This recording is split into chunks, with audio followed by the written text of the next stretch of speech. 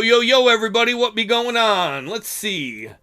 The Katana Security Pack announces Minority Rights Convention. The CSP has instituted the groundbreaking Universal Minority Rights Convention, a forward-thinking initiative aimed at protecting the rights of minority groups within and outside of the borders of the CSP nations. The convention signifies a notable shift in the Alliance's human rights mandate, emphasizing principles of equal opportunity, social justice, and inclusivity. Well, that sounds cool. I mean, that's not we're not a member of that faction, but that sounds cool. Good for them. What's Ado doing? First long-range bombers deployment, a defining moment. Ado's announcement on the development and operational deployment of the first long-range bombers has marked a significant milestone in its military capabilities. These state-of-the-art aircraft, designed with advanced radar evading technology, now extend Ado's strike reach from western Mercopa to eastern Mercopa, northern Xena, and the eastern Anrakan archipelago. This strategic advantage not only underlines Ado's robust defensive posture, but solidifies the Alliance's air power projection, standing as a testament to its advanced aerial warfare abilities. Well, that's great news for us, because we're in Ado. Ado's flexing its power with its technology, its long-range bombers. Let's come home and look at the giant shit show that's going on. In Narble, Gassum facilities occupied by rioters. Great! Maybe they can restart the gas or oil wells. Hundreds of rioters have descended upon the natural gas fields of Gassum in a bid to take over the private property.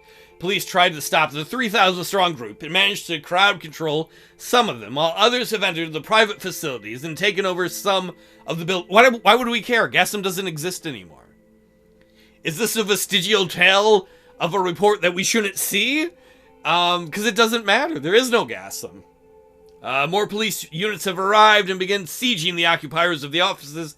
After a week of standoff in which the occupiers swelled in numbers, a massive clash resulted in the destruction of the facility and the death of 18 people and police officers. You know, maybe this is being unfair to the game, but let's be honest. In real life, Gassum would probably be back. Most companies, when they go bankrupt, they don't actually stop existing. They usually restructure their debt, sometimes get new leadership, and then without the burden of debt, they keep operating. But I don't know. That, or somebody buys the parts at debtors' auctions, and then they run them.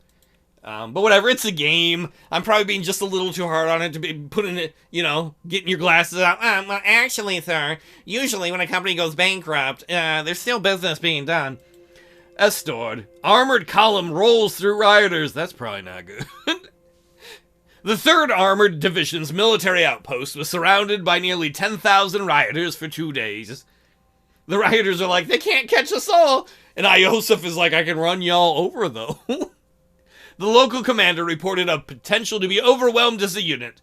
The situation escalated when the colonel of the division ordered battalion formation and attacked the rioters with tanks and armored personnel carriers, which resulted in 310 killed and 1,321 wounded.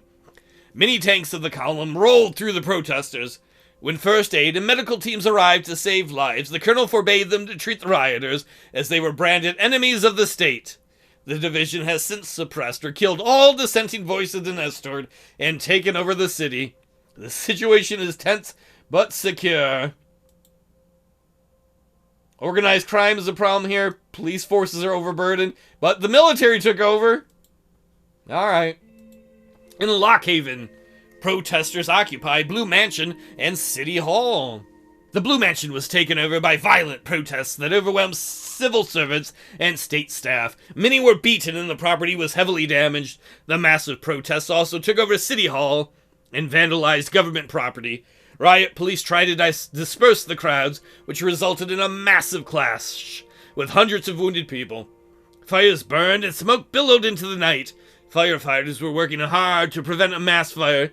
The city was in utter chaos after the event, and the mass protests seemed to be ever-growing. More reinforcements of riot police have been called to the city to help. I wonder what President Creepy Cheeks Walker thinks when he's like, we've got a new member of Ado, and then all the news is us falling back into almost civil war. What do we got going on in Dire? Arch Sanctuary roof Arson by vandals. Hundreds of vandals attacked the Arch Sanctuary and set fire to the roof of it. The firefighters department and local police immediately intervened to fend off the vandals that injured the firefighters. There is something seriously wrong. I mean, yeah, obviously, Captain Obvious me. But when people are attacking firefighters, this isn't just about politics. Firefighters are like one of the most important and most beloved group of government employees there's ever been. You know, there's a reason people don't like cops. But firefighters? The police units found themselves surrounded and barricaded themselves in the Arch Sanctuary with the Archpriest. Reinforcement police contingency broke through the mass revolt and saved the surrounded security units. Several armed rioters shot at police officers, while armed vehicles gunned down violent armed rioters. The situation in the city is escalating. The other thing we know is that for quite some time the oligarchs, Tusk and Karanti, have been helping foreigners smuggle dangerous weapons in. So this stuff has probably been being set up for a while. Rioters destroy Ribbery Historical Site. Rioters have looted gold and jewelry found in the ancient caves underneath Ribbery while engaging with police forces. Well, that'll happen. People be stealing shit. And Jen, disguised rebels ambush police officers. Are we having our own, like, St. Valentine's Day massacre, only they're going after the cops? Armed revolters have disguised themselves as construction workers. Didn't we already read that? And they attacked the police? Yeah. That might have been in the newspaper. And out here in Benfi, revolters take over a cultural center, declaring it their headquarters. An estimated 6,000 revolters have taken over the massive Benfi cultural complex and declared it the headquarters of the revolution. Dozens of civilians were injured in the chaotic event where the police tried to rescue hostages near the center. A massive police riot formation is surrounding the center as of now, but they are overwhelmed in numbers. Meanwhile, a large group of nearly 10,000 rioters have begun taking over the port, and engagements between the police and the civilians are ongoing. I warned the assembly that if we did not pass a just constitution, there would be violence, and there is violence. Oh, what do we do? Briefing on the current economic situation. It keeps showing growth, but if you look at the other stuff, the economy is shit. I don't know if this bar even matters. I arrived at the Ministry of Economy and proceeded upstairs. An assistant waiting by the door to the meeting room took my jacket. I need that jacket back, bro.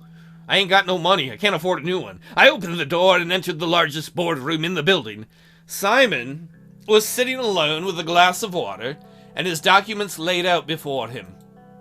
He stood up when I entered and approached me. After a quick handshake, I took a seat. Let me guess, Simon, you have some plan that takes money that's going to magically save the economy. Good afternoon, Mr. President. Good afternoon.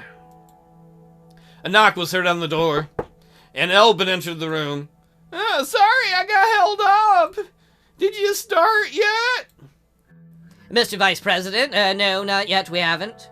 Now that everyone is here, let us begin. As you all know, we're here to review the economic progress that we've made over the past term and decide how to proceed. How about we blame the new guy, Simon? How about we say it was all him? Oh, you talking about me? Just a minute, Albin. I will brief you quickly on what we have done so far. Just a refresher.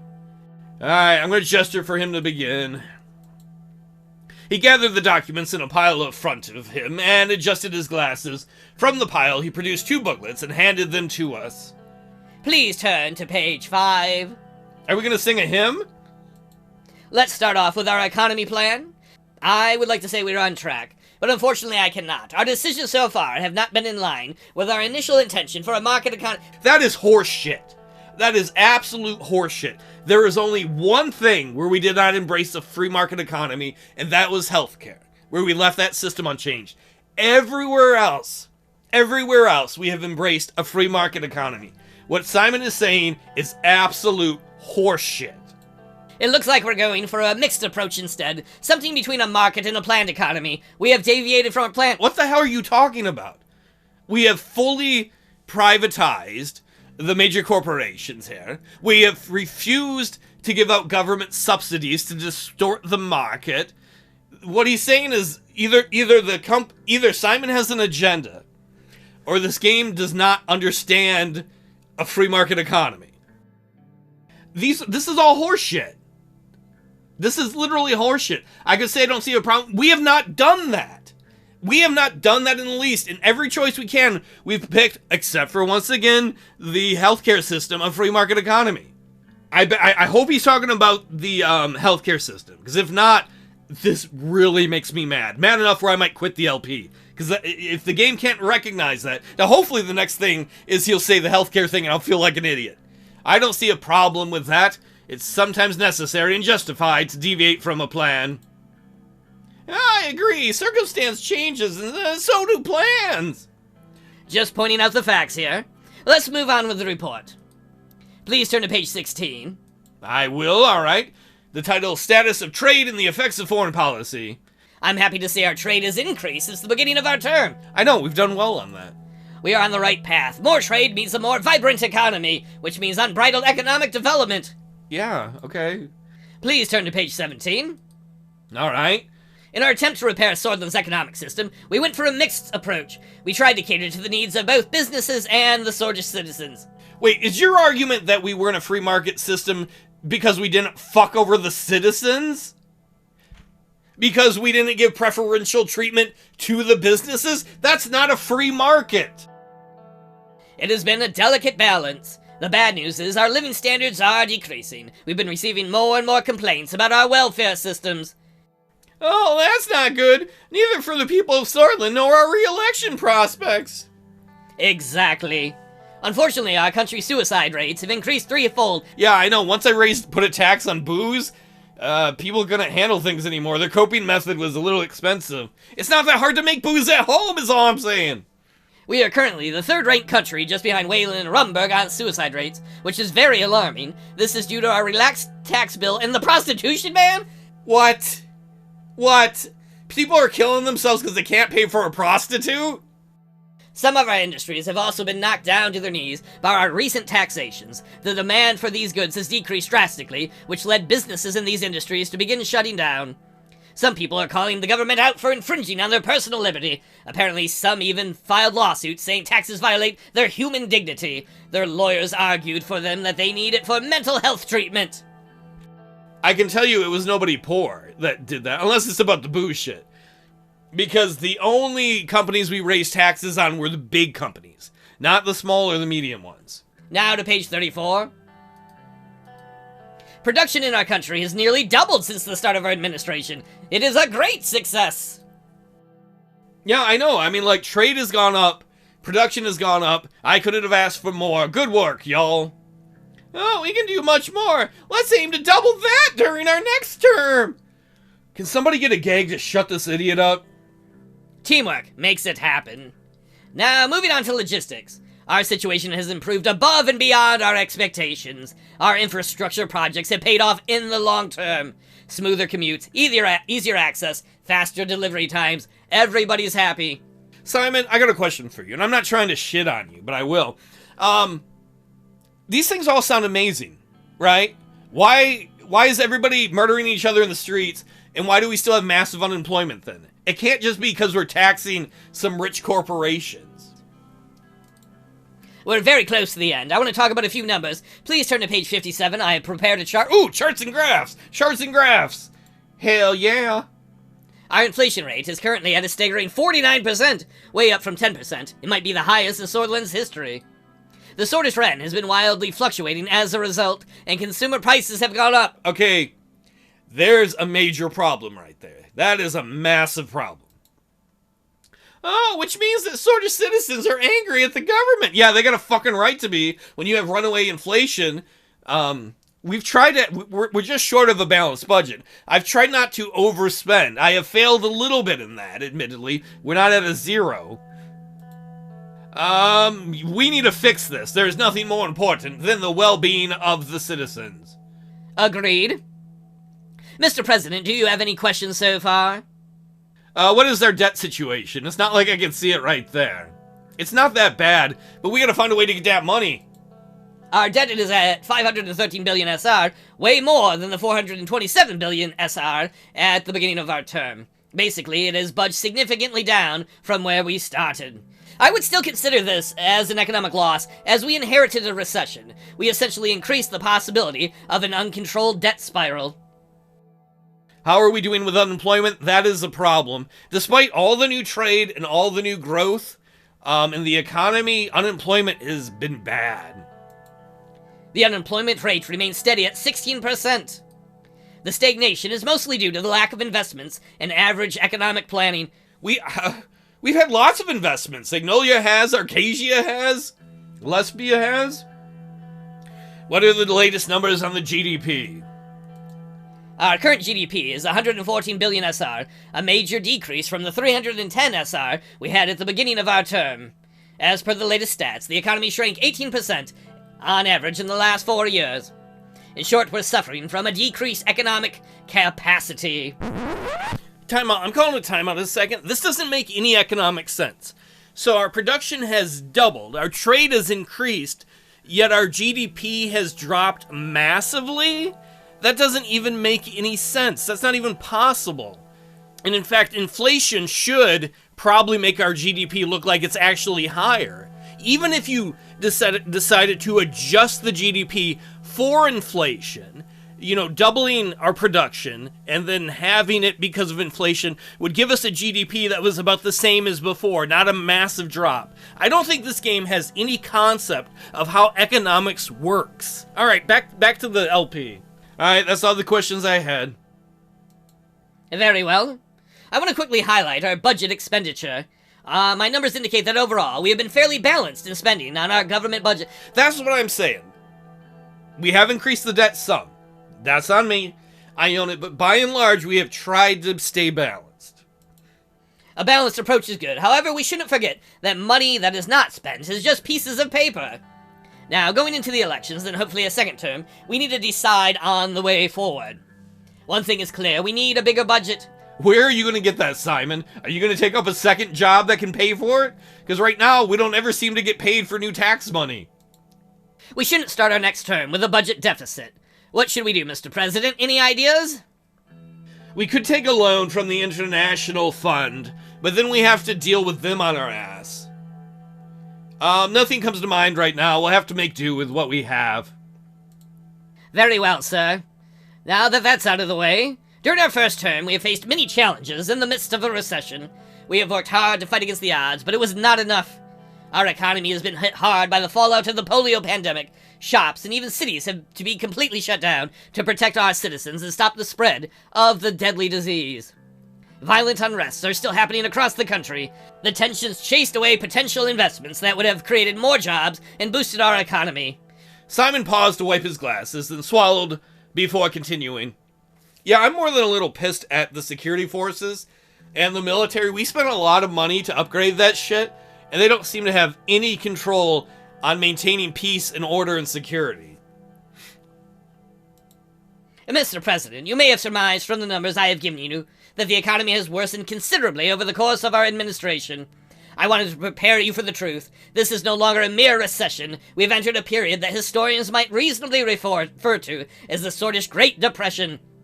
We have broken our promises and failed our people. My only hope is that future generations will be able to forgive us when they look back.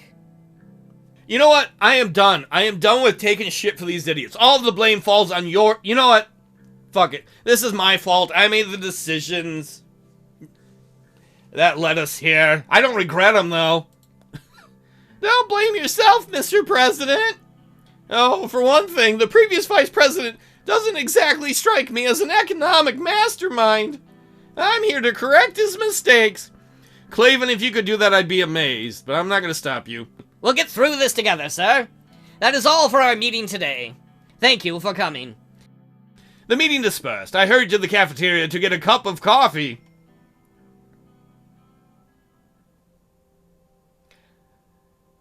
And once again, it tells us that the economy is growing. It doesn't seem to matter what this little bar here seems to be very not matter. The president's son at the front lines! From the Holstered Post. Frank Rayne, President Rayne's eldest son, is reportedly stationed at Sordland's border with Rumburg. The Rumburg threat has been ongoing for some time now and continues to escalate. The president's own son defending our nation is a great honor Frank Rayne is an inspiration and role model for young boys and men across the country. Well, you can see Iosef didn't do me any favors by giving our kid a cush job. What's going on with the Lockhaven Times?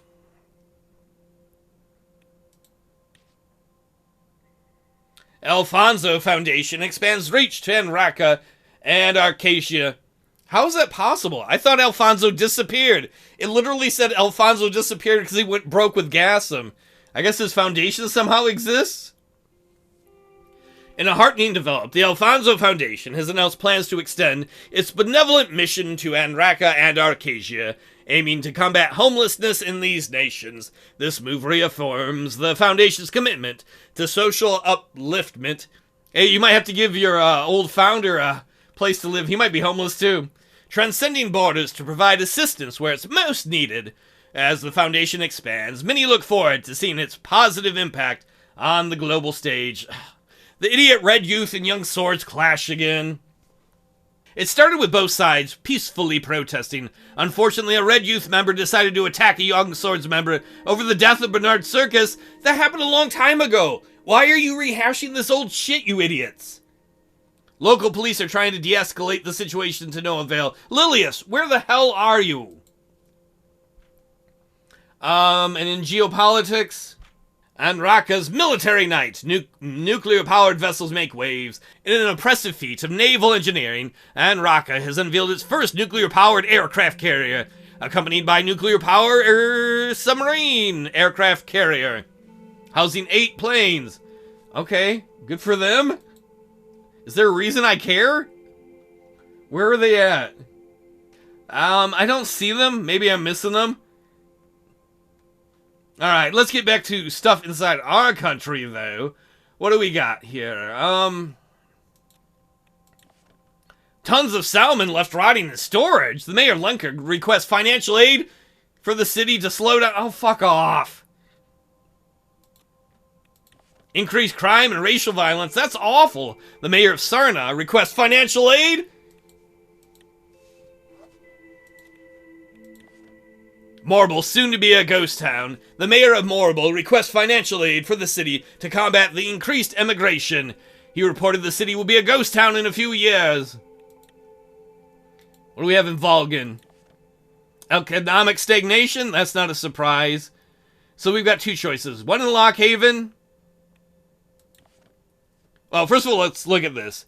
As the 1957 election starts to approach, Franz Richter and the People's Freedom and Justice Party are making waves in Lockhaven. Their campaign slogan, "Victory for Everybody," that is as generic as you can get, covered the city after the campaign visit to the city. The PIFJA has been the United Sordland's major opposition since their formation, each year earning a higher percentage of votes. What do we got in Holsword? Oh, more reports? The NFP welcomes General Lutheran's son. General Lutheran. Alright, so cool. A very low public opinion. Our latest poll, conducted by the Heart of Sordland Research Group. Why would we even trust them? That's Karanti's organization. Reveals a very low level of public approval for the current administration, with a mere 20% of respondents expressing support, the overwhelming majority voicing strong disapproval. The upcoming election appears to be a steep uphill battle for the incumbent. Let's see, we can either deal with the Swedish Great Depression or a TV interview. Those are things for next time. I don't know. Can we pull ourselves out of this? Like, how many times have we seen, let's say, economic growth and nothing's improving? I don't know. I'll maybe see you next time.